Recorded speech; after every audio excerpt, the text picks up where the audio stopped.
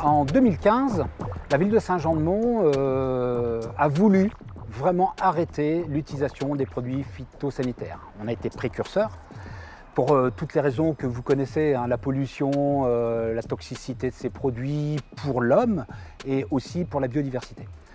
En 2017, la loi Labbé a confirmé ce qu'on avait pu mettre en place 2 ou 3 années avant.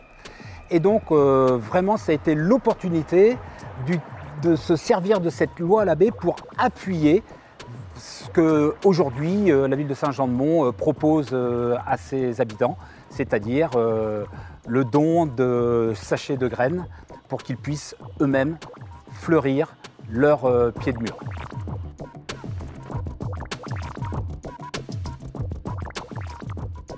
Eh bien, on offre comme possibilité d'aller chercher des sachets de graines au niveau de la mairie afin qu'ils puissent fleurir, semer et donc fleurir leurs pieds de mur.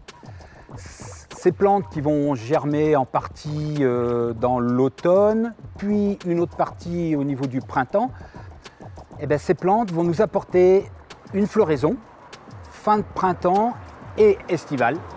Donc ça va forcément tout de suite agrémenter nos pieds de mur et puis apporter toute la partie biodiversité, apporter du nectar, de la nourriture pour nos insectes, les insectes auxiliaires qui sont très importants dans nos jardins, la nourriture pour les papillons, les plantes mellifères vont donner la nourriture à nos abeilles, etc. etc. Et donc il y a vraiment un avantage important pour toute cette biodiversité et puis la partie esthétique. Voilà.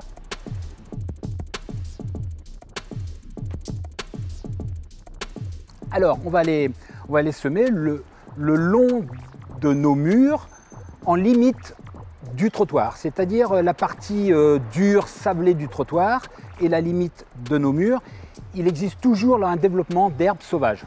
Donc, pour limiter ce développement d'herbes sauvages qui demande un entretien beaucoup plus poussé, eh bien, on va se permettre de semer ces plantes ici sur environ une vingtaine de centimètres.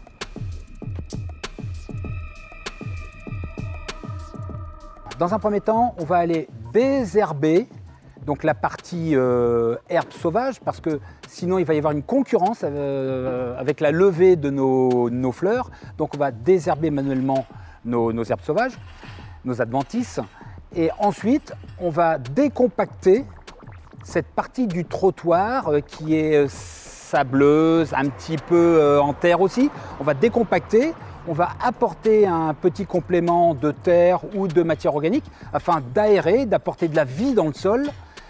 Nous allons donc mélanger tout ça, semer la graine.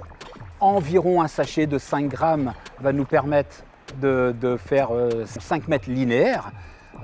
Et donc ensuite, lorsque le semis sera exécuté, nous recouvrons avec toujours un petit peu de matière organique, type terreau, type compost bien décomposé, afin de recouvrir la graine.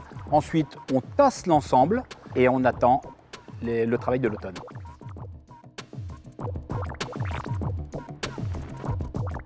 Alors pour cette première année, eh bien rien du tout.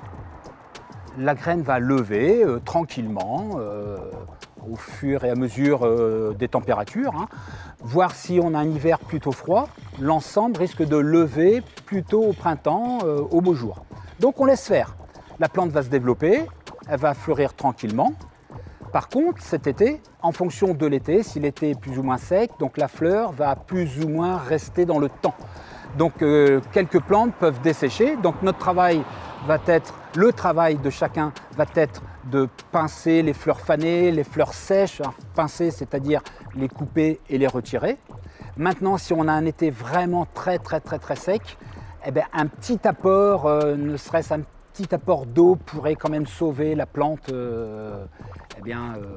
pour qu'elle puisse redémarrer, repousser à l'automne et afin continuer son cycle de plantes annuelles en se ressemant et certaines de plantes vivaces pour les années prochaines. Alors l'hiver 2022, eh bien, la plante, vous pourrez le voir, va être desséchée, c'est normal, elle rentre en dormance, elle rentre en repos végétatif.